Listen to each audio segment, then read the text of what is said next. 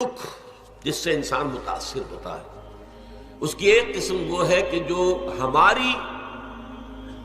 ارادہ اور اختیار سے باہر اللہ کی مشیت سے، اللہ کے اذن سے، اللہ کی مرضی سے آتا ہے۔ اس کے لیے ہمارا کام صرف برداشت ہے۔ جو شے بھی ہمیں برداشت کی صلاحیت عطا کر دے وہی اس کا علاج ہے۔ جیسے آپ کو معلوم ہے کہ بخار بہت تیز چڑھا ہوا ہے، اس کی دوا نہیں ہے اسپرین یا کوئی اور پیراسیٹامول، بخار کی شدت کو کم کر دے، وہ کوئی علاج نہیں ہے۔ علاج تو ہوگا اگر معلوم ہو کہ کون سے جراثیم ہے، کس کی وجہ سے ہے، اس کا صحیح اینٹی بایوٹک کون سا ہے، وہ علاج ہوگا۔ یہ علاج نہیں ہے، لیکن اس کی شدت کی کمی اور اس کے اندر جو احساس ہے جھیل جانے کا، وہ انسان کے لیے آسان ہو جاتا ہے۔ یہی مضمون آیا ہے سورہ حدید میں بھی، ما اصاب من مصیبت فی الارض ولا فی انفسکم، یہاں کھول دیا اس مضمون کو۔ میں نے عرض کیا تھا نا کہ یہ آفت سماوی بڑے پیمانے پر بھی ہو سکتی ہے، زمین میں یعنی زلزلہ آ گیا، فلڈ آ گیا، طوفان آ گیا،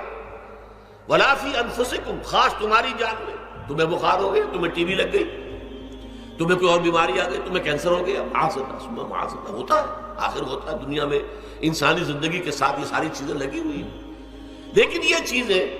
ما اصاب من مصیبت فی الارض ولا فی انفسکم، نہیں پڑتی تم پر کوئی پڑنے والی کوئی مصیبت، کوئی تکلیف، نہ پوری زمین میں بڑے پیمانے پر، نہ تمہاری جانوں میں انفرادی سطح پر، الا فی کتاب من قبل ان نبراها،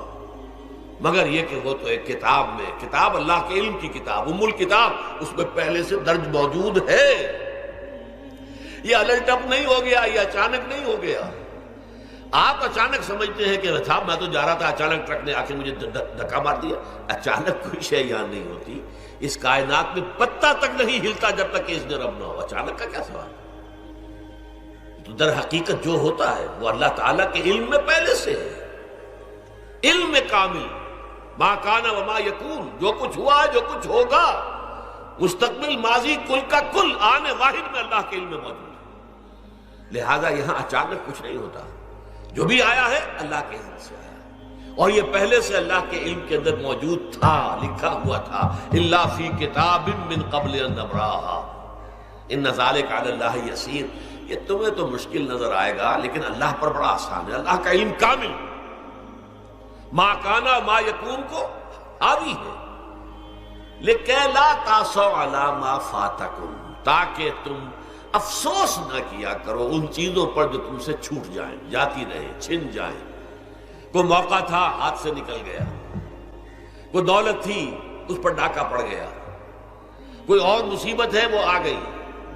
کوئی عزیز فوت ہو گیا، اکلوتا بیٹا تھا فوت ہو گیا، وغیرہ وغیرہ۔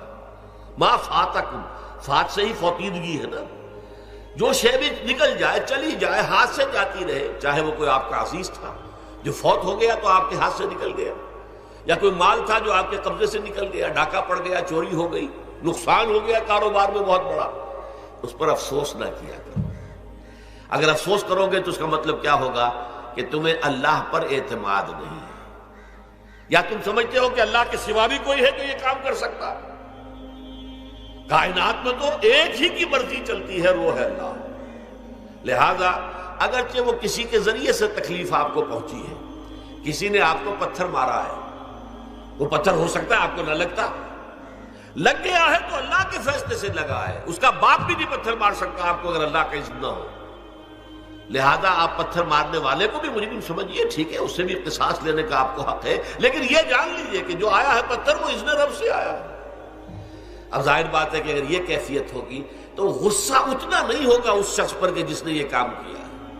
بلکہ ہو سکتا ہے آدمی مسکرا کے رہ جائے، جیسے کہ وہ میں واقعہ سناتا رہا ہوں اپنے دروس میں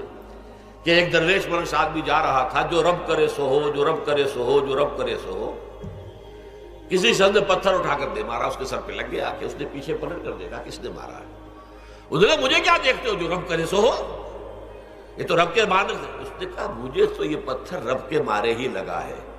لیکن میں دیکھ یہ رہا تھا بیچ میں کس کا منہ کالا ہو گیا، اپنے لیے کس نے ایک گناہ کما لیا، اپنے لیے کس نے ایک مصیبت جو ہے وہ مول لے لی، وہ بیچ میں تم آ گئے ہو۔ پتھر اللہ کی طرف سے آیا، لیکن اس کا عذاب، اس کا وبال تم پر آ جائے گا۔ بہرحال یہ تو میں نے عرض کیا آپ کے سامنے، وہ چیزیں کہ جو آ جاتی ہیں، وہ تکالیف، وہ مصائب جو اللہ کی طرف سے من جانب اللہ ہے، اس میں آپ کسی کو مورد الزام نہیں ٹھہرا سکتے، وہ آپ پر آ گیا۔